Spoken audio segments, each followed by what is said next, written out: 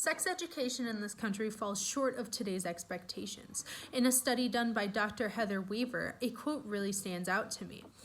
The quote is, while the average age of first intercourse is approximately the same for each country, the analysis indicates that those countries with pragmatic and sex-positive government policies, i.e. France, Australia, and the Netherlands, have better sexual health-related statistics than the one country with a primarily sexual abstinence-based policy, the United States.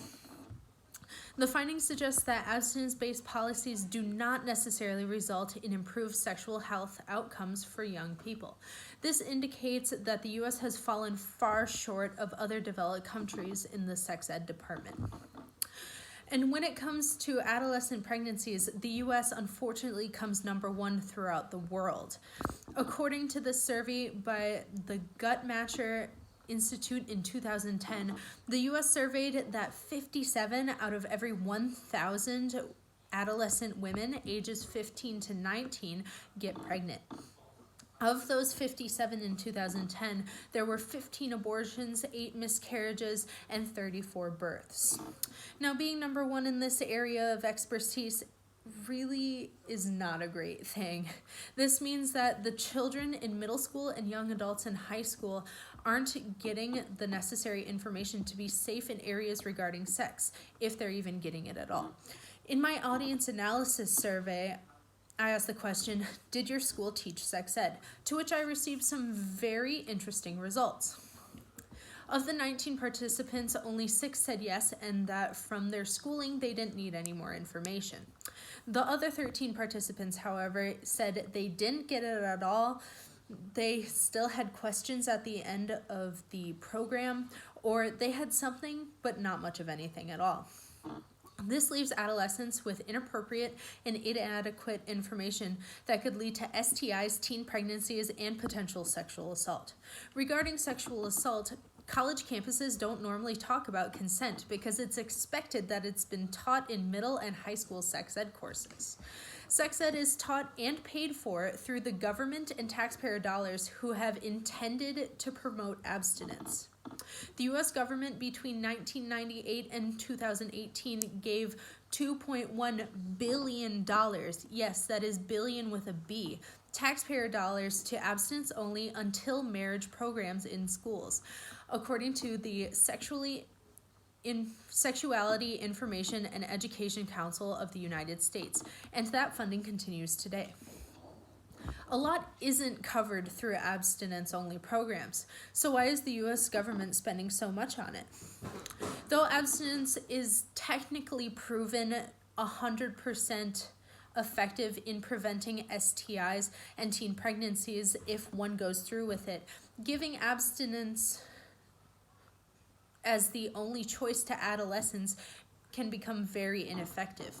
In a position paper titled Abstinence-Only Education Policies and Programs, a paper of the Society for Adolescent Medicine, a quote sticks out to me. The quote is, "Abstinence as a behavioral goal is not the same as abstinence-only sex education programs."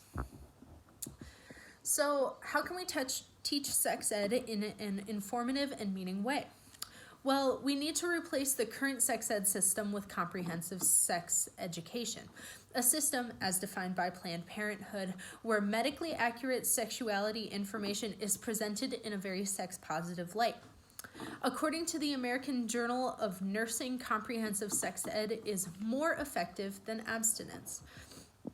Through the abstinence-only sex education system, they don't really need or legally have to be medically accurate, and they withhold information and promote questionable and inaccurate opinions. This is from the article Abstinence and Abstinence-Only Education, a review of U.S. policies and programs. In another quote from the U.S. National Library of Medicine, National Institutes of Health,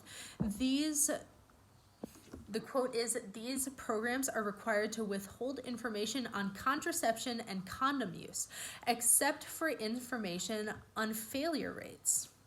Abstinence-only criteria have been found to contain scientifically inaccurate information, distorting data on topics such as condom efficacy, and promote gender stereotypes. That's crazy to me. We need to inform the public on types of male and female birth control options, educate them on safe sex, and become a more sex-positive society. So what would that look like? Well, take Norway as an example. They have been teaching reproductive and human development in biology as early as 1939.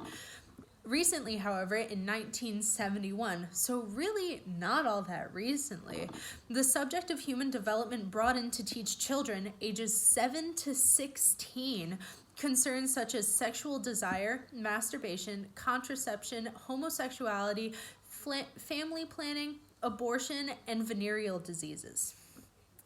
Ethics is hugely emphasized within the subject and all around the course.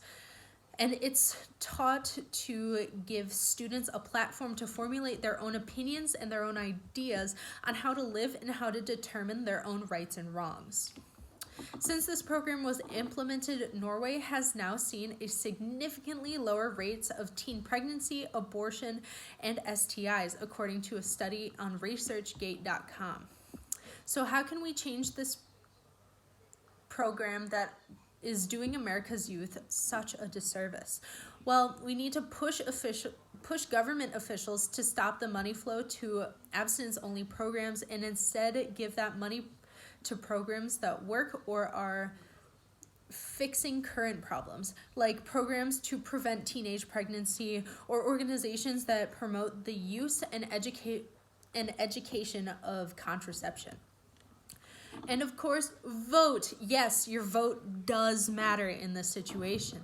Vote for politicians that stand behind affordable birth control, pregnancy services, and other forms of contraception. Politicians who also want comprehensive sex education to be taught in schools and to stop the shutdown of organizations like Planned Parenthood that just want to do good for today's youth and teach them about safe sex and safe contraception and family planning. So at the start of this month of research, I asked if you agree with abstinence-only sex ed. Most said no or were somewhere in the middle.